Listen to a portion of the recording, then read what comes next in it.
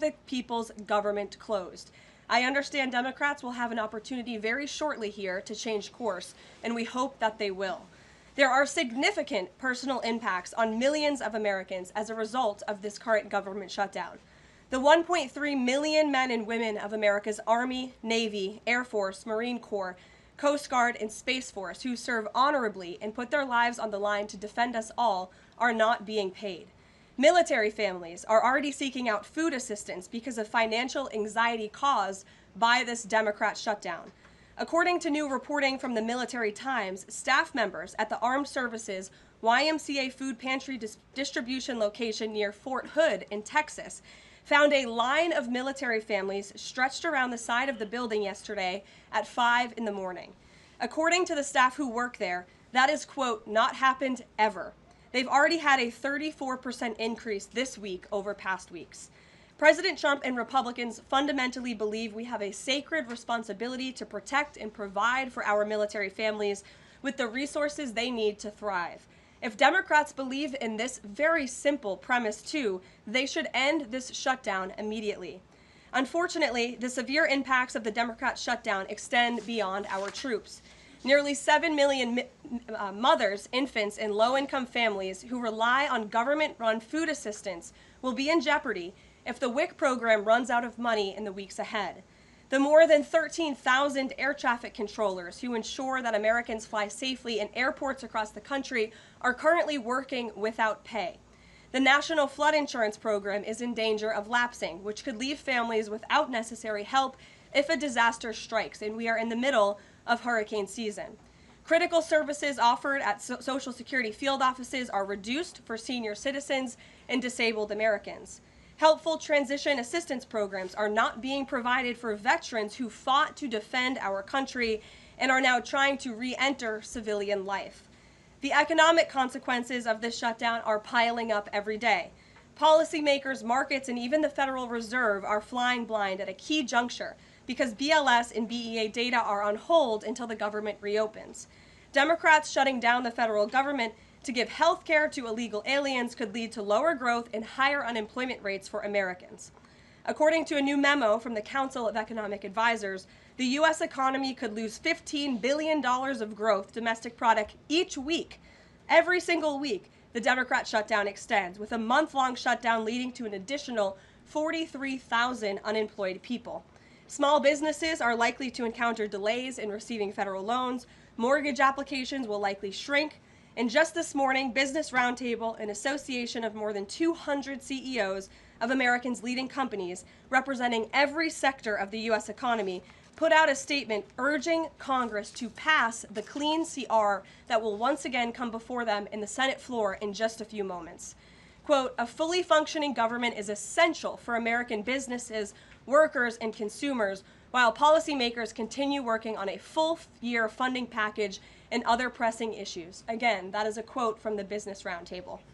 What's clear is that the Democrats' actions account to an intentional sabotage of our country and our people by shutting down our government. This madness must end. President Trump and Republicans are calling on Democrats to reopen the government immediately on behalf of the American public. All we need are 5 Democrat senators to do the right thing and to stop this shutdown. Call your Democrat senator and tell them to vote yes to reopen the government. On another matter, despite the Democrat shutdown, President Trump's efforts to make America safe again continue. President Trump believes that American cities should be the safest places on earth, and he is committed to making this a reality. We've already seen that President Trump successfully made D.C. safe again in only a few weeks. That same crime crackdown will continue to happen in cities across the country and is happening in Portland, Oregon. President Trump will end the radical left's reign of terror in Portland once and for all. The president has directed Secretary Hegseth to provide all necessary troops to protect war-ravaged Portland and any ICE facilities under siege from attack by Antifa and other left-wing domestic terrorists. What's been allowed to happen in Portland, and we saw disturbing video footage of this last night, this is not peaceful protesting, this is left-wing anarchy that has been destroying this great American city for years, leaving police officers battered, citizens terrorized, and business properties damaged. Since early June alone, Antifa terrorists have laid siege to the ICE field office in South Portland. These radical left-wing lunatics have violently breached the ICE facility by using a stop sign as a battering ram, hurled explosives and other projectiles at law enforcement, repeatedly assault and dox officers, berate their law-abiding neighbors, and have even rolled out a guillotine in front of the ICE facility. And more people should be reporting on that. President Trump has sent federal law enforcement to protect federal assets and arrest those fueling this violence. Just last night, we saw an extremely troubling incident where conservative journalist Nick Sorter was captured on video being taken into custody by the Portland police after he was ambushed by Antifa and was defending himself from these assaults. But instead of arresting these violent mob members night after night after night who are ravaging this community, the police arrested a journalist who was there trying to document the chaos, and everyone in this room should be extremely concerned about that. The Department of Justice spoke with that journalist this morning, and they will be launching a full investigation into his arrest. This incident is part of a troubling trend in Portland where left-wing mobs believe they get to decide who can visit and live in their city. It is not their city. It is the American people's city, and President Trump is going to restore that. I just spoke with the president about this, and he has directed his team here at the White House to begin reviewing aid that can potentially be cut in Portland. We will not fund states that allow anarchy. There will also be an additional surge of federal resources to Portland immediately, including enhanced CBP and ICE resources. Law and order will prevail, and President Trump will make sure of it. With that, I'll take your questions, and we will begin today's briefing with our new media seat, Amanda Head from Just the News. Amanda, thank you for being here. Thank you, Caroline. On that most recent topic that you mentioned, reportedly Portland police have not been able to engage protesters to the degree that they normally would. Does the president plan on handling this from that angle as well with city leaders? Yes. From our understanding, in the law enforcement that we have here in the Homeland Security Task Force, I spoke with them this morning, and what they're seeing is that unfortunately, local police has been restricted from responding or cooperating at all with federal authorities, which is completely absurd. We have surged federal law enforcement personnel to this city to restore law and order and to work alongside local law enforcement. And we've seen the benefits of this in Washington, D.C. And all of you live here, so you can agree Washington, D.C. is and feels much safer because of the cooperation between federal and local law enforcement. They can and must be working together, and we think it's despicable that these local elected officials who swear an oath to protect their people are preventing law enforcement from doing their jobs on the ground. So that's why the president has directed his team here at the White House, and they are already on it to look into how we can cut funds. And the president wants to work with anyone. If the mayor of Portland were to call him right now and say, "Mr. President, please help us," I am sure the president would be willing to do that. He is genuinely serious about wanting to restore order in America's cities. But it's become apparent that the local and elected officials in Oregon do not feel the same, and that's very unfortunate for the people who live there. Yeah, and then one more question on the government shutdown. Should there be some type of scheduled layoffs to maybe entice Democrats to come to the table, like every hour another agency, another 100 pink slips? I'm sure Russ Vought has a list of folks ready to go. Well, look, the Office of Management and Budget, as we've said repeatedly, is working with the agencies and our cabinet secretaries to identify where cuts unfortunately can and have to be made. And again, we understand there's another vote happening on the Senate floor in an hour. Maybe if Democrats do the right thing, this government shutdown can be over. Our troops can get paid again. We can go back to doing the business of the American people. But if this shutdown continues, as we've said, layoffs are an unfortunate consequence of that. And Russ Vought has been in contact with our cabinet secretaries at their respective agencies to discuss that. Thank you, Amanda. Kelly. How would this administration define what makes a Democrat agency, which agencies, and what constitutes being a Democrat agency? I think this administration has been very clear, Kelly, that we're not going to tolerate waste, fraud, and abuse in our government. And we've also been very clear to point out when agencies or when programs do not align with this administration's values of putting our country first. You've seen that with USAID and in various other cases where there's been cuts made or funding has been slashed. And so, again, unfortunately, we're having to do a massive review of the bureaucracy to be good stewards of the American taxpayer dollar. And it's the Democrats who have forced the White House and the president into this position by voting to shut the government down. You've talked about thousands likely layoffs coming. Do you have an update on the timeline for that? How quickly, and if the government is restored to funding and back in operation, will that list of potential layoffs still be on the table? Look, as I just stated, the Office of Management and Budget is in constant communication and contact right now with our cabinet secretaries and agencies across the board to identify, unfortunately, where layoffs have to be made and where cuts have to happen. But again, the Democrats have an opportunity to prevent this if they vote to reopen the government. That is all this administration and the president is asking for. Vote for a clean, continuing resolution to keep the government open. Peter. Thank you, Karoline. During the campaign, Thank you, Peter. I was raised to say thank you in the White House briefing room. During the campaign, President Trump said that he did not know anything about Project 2025. Now he knows about it. Is that the blueprint for shrinking the government? Look, the blueprint is what the president and his team and his cabinet secretaries ultimately decide. And the president trusts his cabinet secretaries to identify where there is waste, fraud, and abuse. We pointed out this morning, or Russ Vogt tweeted about this morning, a Chicago rail project that was canceled. We paused $2.1 billion in Chicago infrastructure projects, specifically the Red Line extension and the red and purple modernization projects. And it's because the administration is concerned that the Biden administration was handing out taxpayer dollars to pay for this construction based on DEI. DOT is reviewing the race-based contracting on unconstitutional grounds, and in the meantime, the Department of Transportation funds for these projects are on hold. So I guess this answers both of your questions. This would be an example of that. And just because there's so much shutdown talk, something different. What do you guys think about the NFL's decision to name Bad Bunny as the Super Bowl halftime performer, somebody who has not scheduled shows in the U.S. because he says that he's worried that ICE is going to come and arrest his fans? Well, look, I know there are many in this room who are very anxious to hear the president's response to Bad Bunny being the halftime show, so I won't get ahead of him. I won't reveal what he feels about this. Next time you all ask him a question, you're welcome to do that. I have my own feelings on that, but that's not what I'm up here to talk about.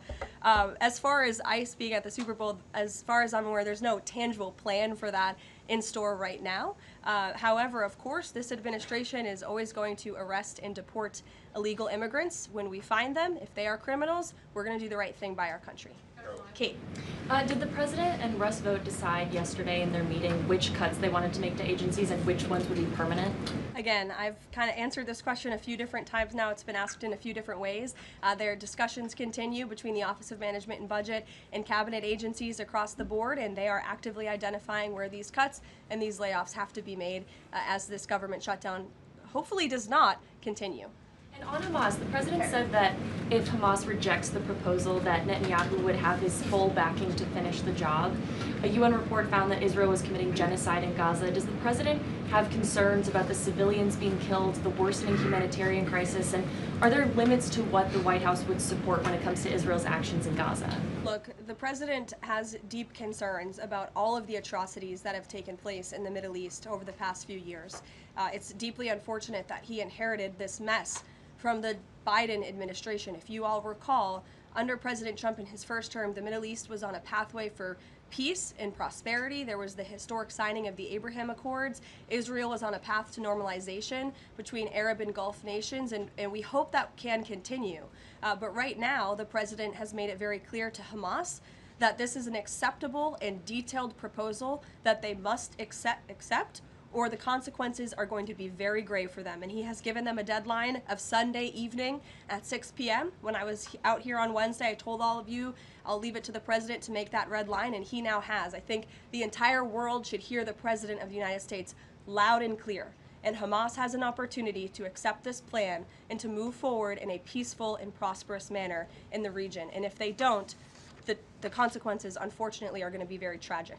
Michael. Thank you, Karoline. Has the president declared war on international drug cartels? And if so, or if he will, does he feel he needs congressional approval?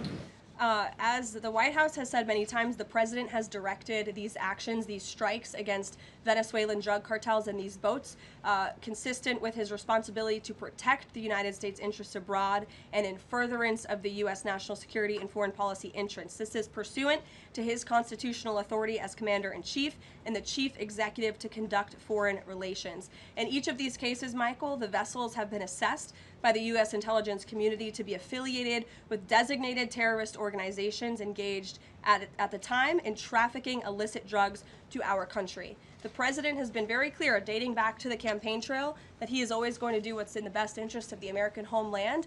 And he also promised the American people he was going to end the drug epidemic that has taken far too many American lives. And you're seeing those actions play out almost every single day here. One last question on the shutdown, Karoline. Hakeem Jeffries has said that President Trump is in the Presidential Witness Protection Program since the shutdown has begun. What's the White House's reaction to that? That's just more ridiculous fodder from Hakeem Jeffries. As you all know, because you're here every day, the president is literally working around the clock right now. I think he has a swearing-in ceremony, or he already did. He has several meetings on the books today. He literally works 24/7. Anyone who works in this place or covers this place, as you all do, knows that to be true. And Hakeem Jeffries and the Senate Democrats should get back to work in a few minutes and vote to reopen the government. Emily. Thank you, Caroline. You spoke earlier about the energy and infrastructure projects that Director Vogt paused. Will the White House agree to restore that funding as part of a deal to end the shutdown? Well, I won't make any agreements here. Senate Republicans are talking with their colleagues on the Democrat side, but right now, Russ Vought is doing what he's been tasked to do in the midst of this government shutdown, which is to look at funds that need to be temporarily halted or need to be canceled. And Chicago is just another example of that. Karoline? Go to Libby in the back. Thank you, Caroline. I have two questions for you. One on the FDA, but first on the shutdown. Sure. Will the administration, if this government shutdown ends, still move forward with firing thousands of federal workers? Look, as I've said repeatedly, Libby, right now we want the government to be open. Layoffs are an unfortunate consequence of a government shutdown, and it's something the administration is examining. If the government is reopened, we're going to get back to doing what we were doing last week and the week before, working on the issues that the American people care about. And then on the FDA, they just approved that new abortion pill, and it's causing a lot of uproar among Republicans. What is the president's response to that, and does the administration plan to have that FDA approval? Well, the Secretary of Health and Human Services, Bobby Kennedy, has put out several statements on this. The HHS's decision, it's not an endorsement of this drug by any means. They are just simply following the law. And as they put out in their statement, by law, the Secretary of Health and Human Services must approve a generic drug application if the application demonstrates the generic drug is the, quote, same as the brand name drug.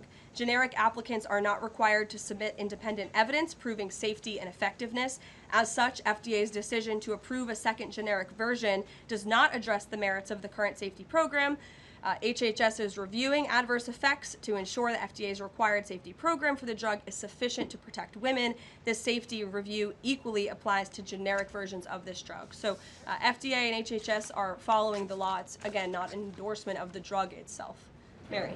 Thanks, Caroline. Two questions on the shutdown. You've argued that these impending layoffs are necessary to keep essential services up and running, but that has never been the case in any previous shutdown. Even when the government was shut down for 35 days in Trump's first term, you've never had to lay off thousands of workers to keep essential services up and running.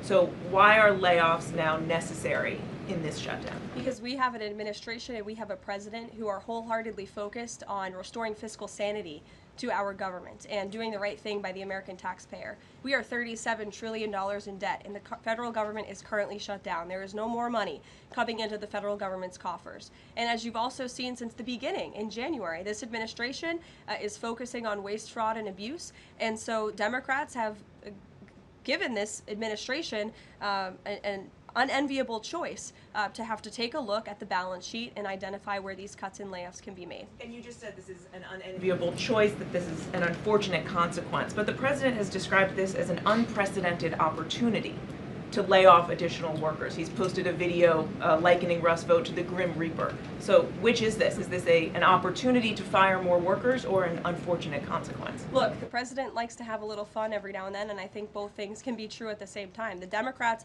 have given the administration this opportunity, and we don't like laying people off. Nobody takes joy in that around here, and if you think that, then I think that's very sad. You view the White House and our staff as wanting to put people out of work. Nobody wants to do that, but sometimes in government you have to make tough decisions. Carrie. Going back to Portland, as far as the city council there is concerned, they appear to be very sympathetic towards the protesters over at the ICE facility.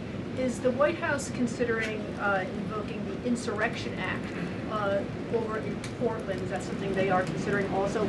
As far as the Portland City Council is concerned, are they looking at the members there who are appear to be helping out the protesters as far as suggesting to get burner phones, et cetera, et cetera? That's not something I've heard that's under consideration or discussion at this time.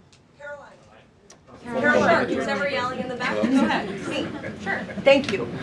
Bianca Gracia here, and I have a question. This week, the Democrats have chosen illegals over hard-working Hispanic Americans during Hispanic Heritage Month, causing the White House to cancel the celebration with the president.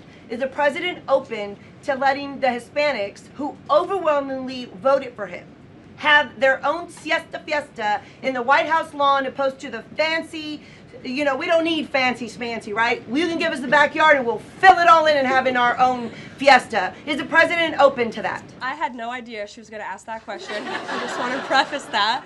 I've never met you. I just want to say that, but welcome to the briefing room. I love your energy.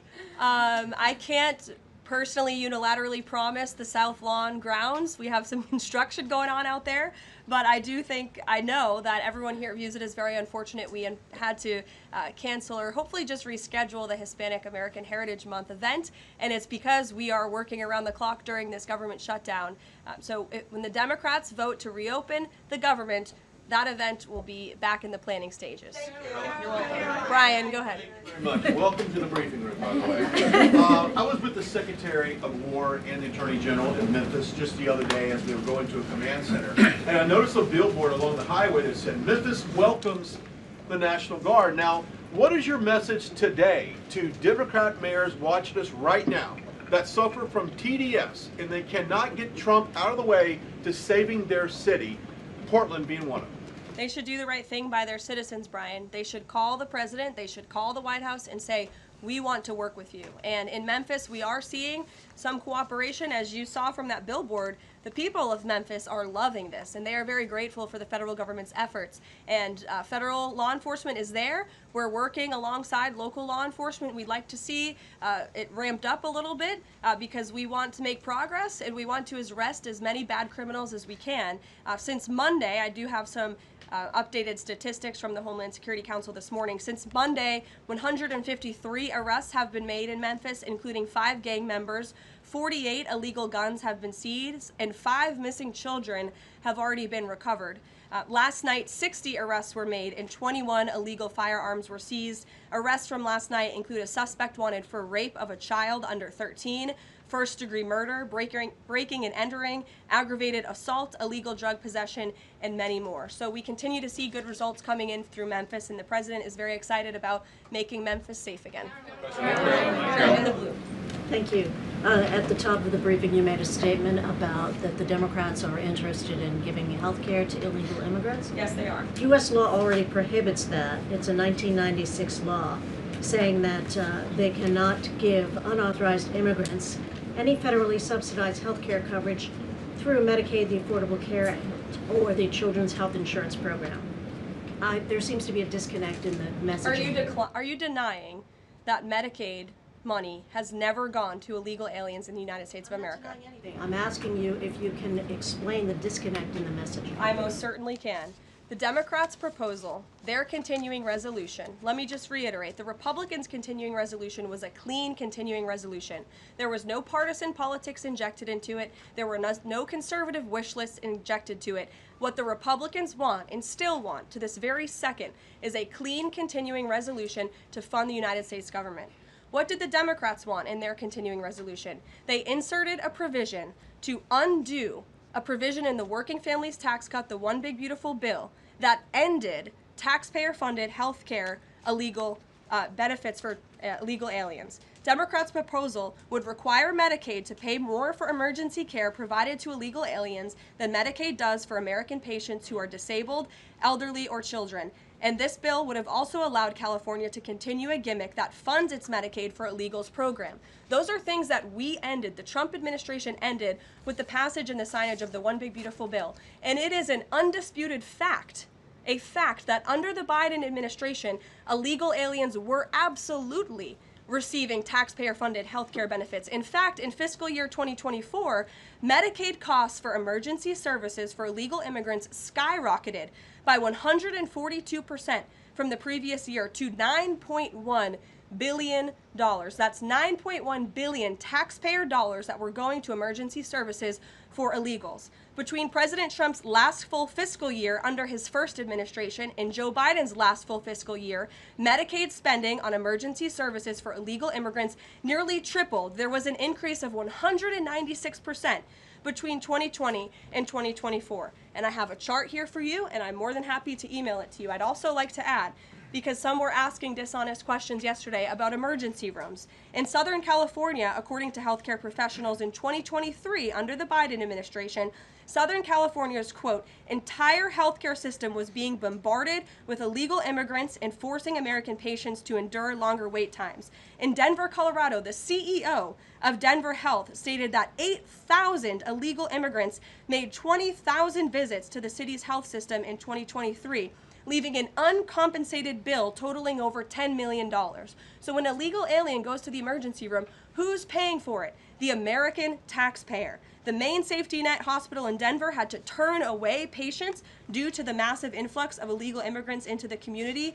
And UC Health Hospitals in 2024 reported their system was under stress from an increasing number of migrants. As a result, according to the head of emergency departments and urgent cares across the hospital system, quote, access is impeded for everyone. These are healthcare professionals who dealt with this directly, and there's a lot more where that came from. It is an undisputed fact that Democrats want to give taxpayer-funded healthcare benefits to illegal immigrants, period. Ed. Yeah, thank you, Karoline. Is the president talking directly to Democratic senators to try and get their vote for a clean CR? The Senate Republicans are speaking directly with moderate Democrats. I understand those conversations have become very serious, and we hope positive in the right direction so that Democrats will do the right thing. I don't know if you saw overnight a refinery in California went up in flames.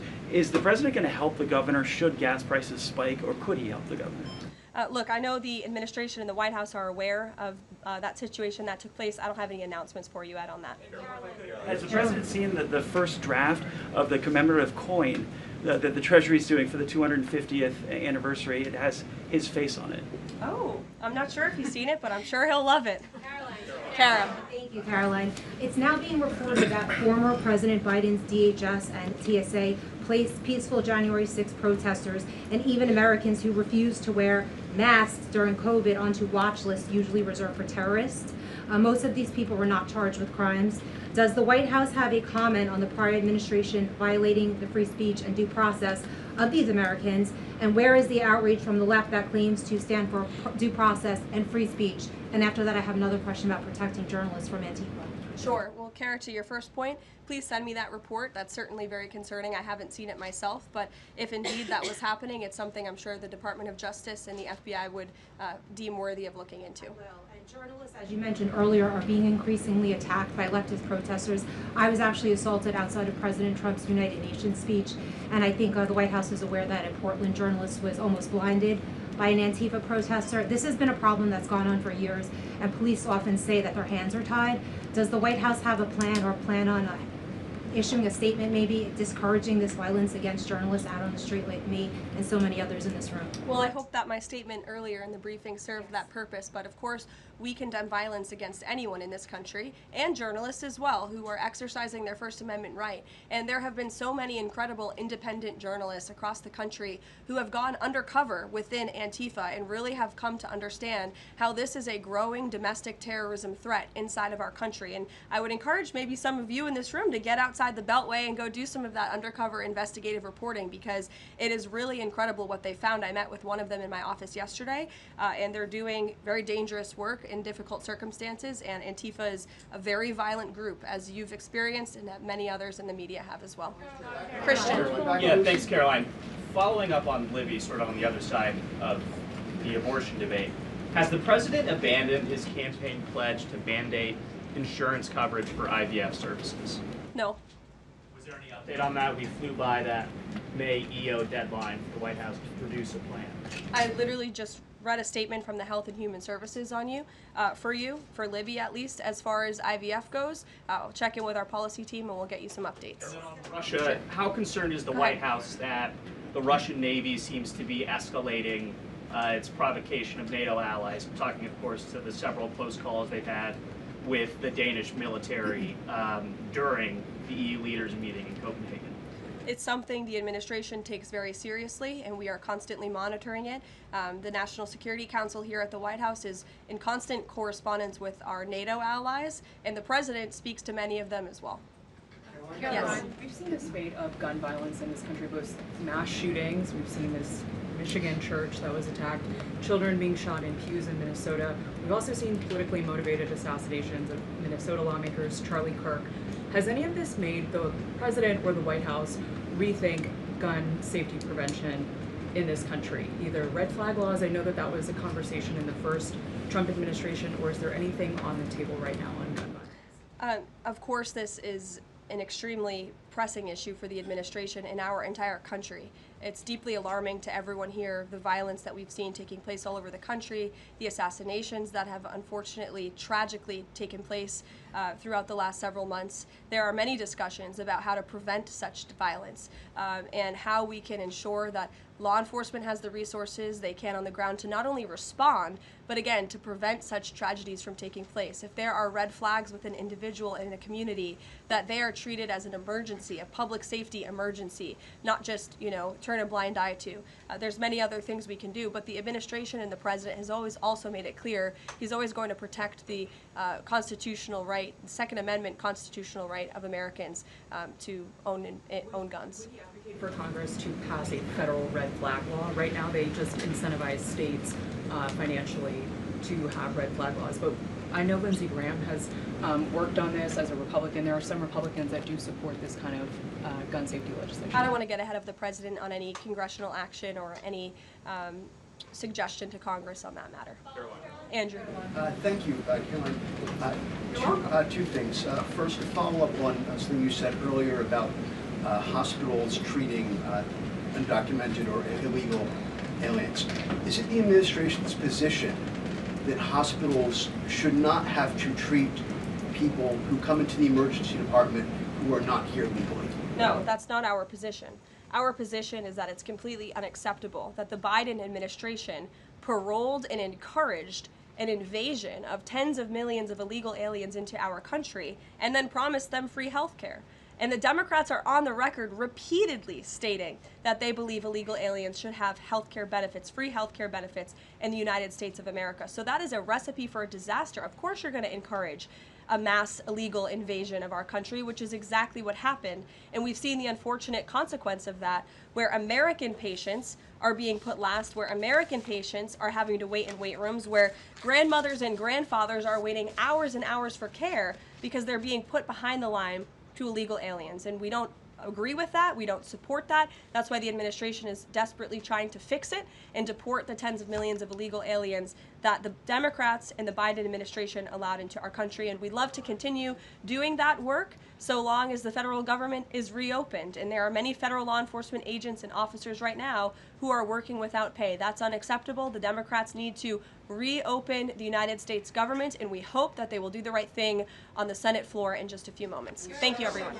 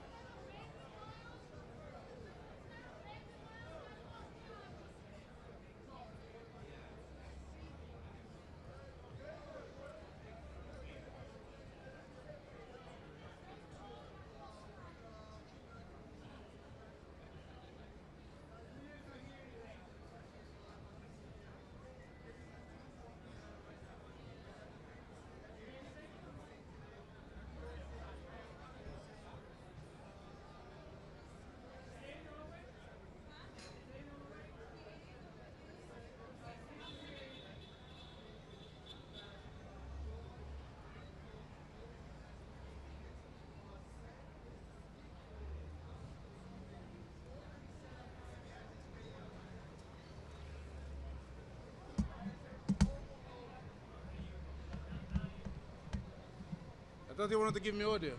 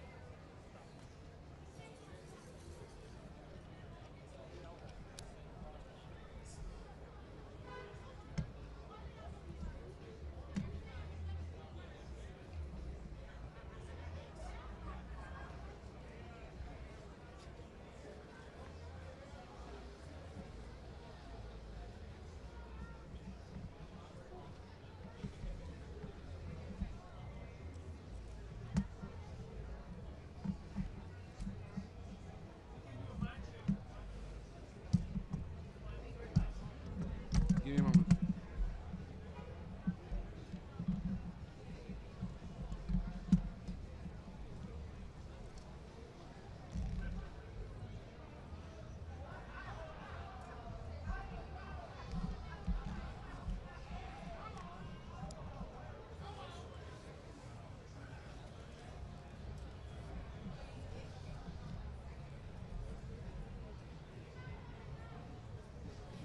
Hey, hey, hey, hey, hey, hey, hey.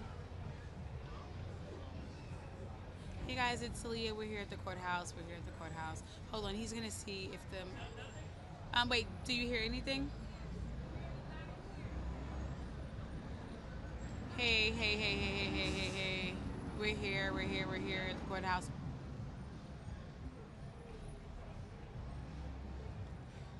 Hello, hello, hello, hello, hello, hello, hello, hello, hello. Hello, hello, hello, hello. You're not hearing an actual voice? No. Hold on, he's changing it. Hang on, because somebody from Fox is helping me. Fox Local is helping us.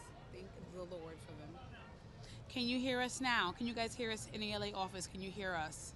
I can hear you. I can hear You can hear me? But they gotta hear me over in LA. Hello? Line level?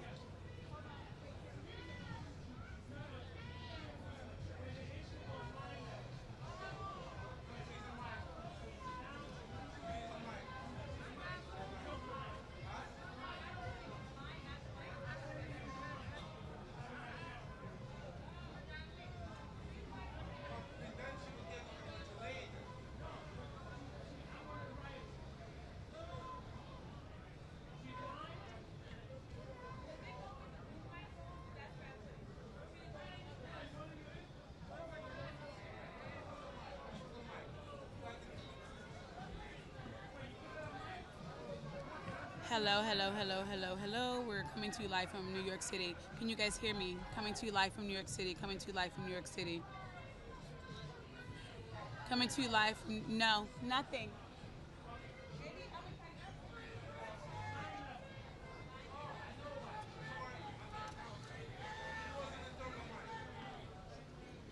Hold on. Hey, hey, hey, hey, hey, hey, hey, hey. Coming to you live from New York. Can you guys hear me? Can you guys hear me? Hello, hello, hello, hello.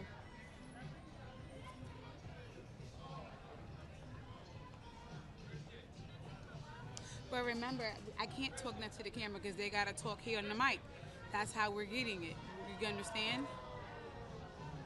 Hello, hello, hello, hello, hello, hello, hello. So it might be the wrong point. Let me try this.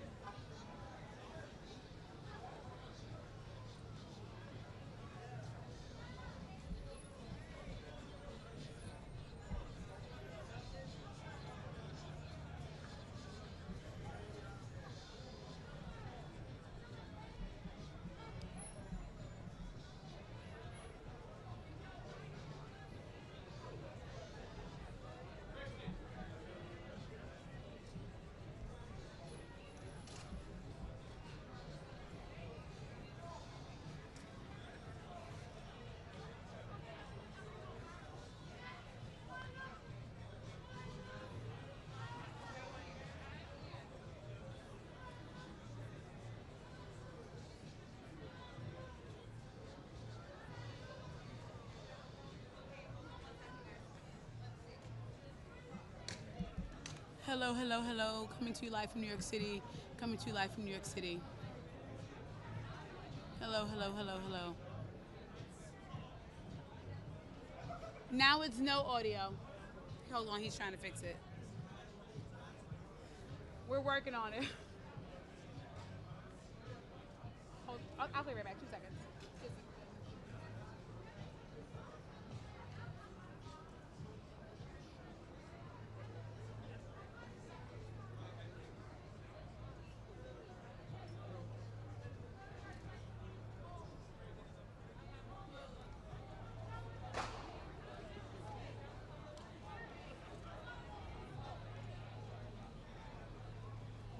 You mean like up? Like this? No. I'm afraid. I'm like, can you see it? Does it look okay? Can you guys hear? Oh, I gotta call.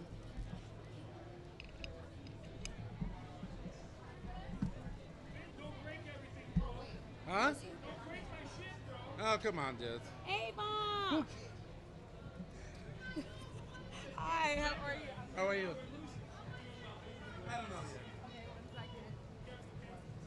Hey, Celia from New York City. Can you hear us? Can you hear us? Can you hear us?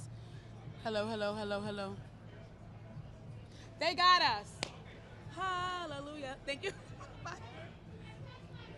I owe somebody lunch. What we doing? Lunch, coffee? What are you doing?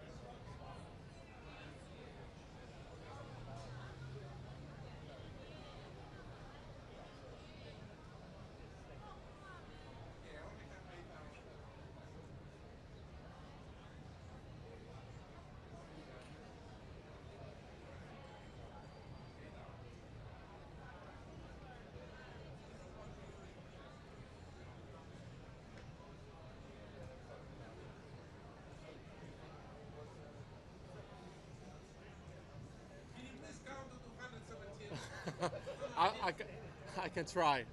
I have to go inside, but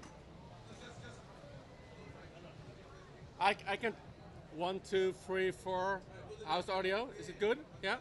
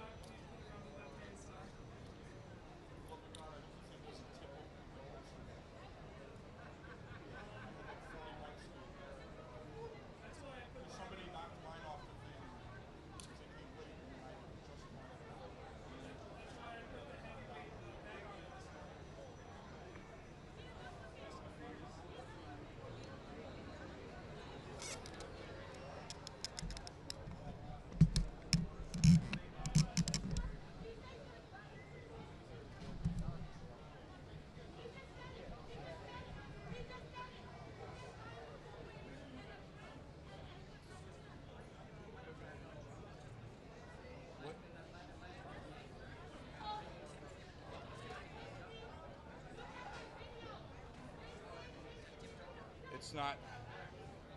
I'm sorry.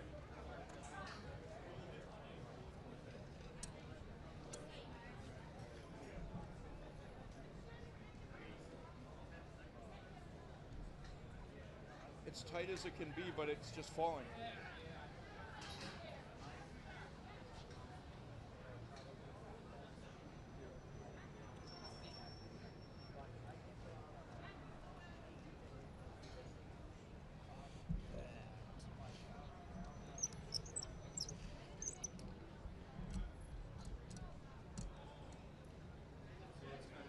Yeah.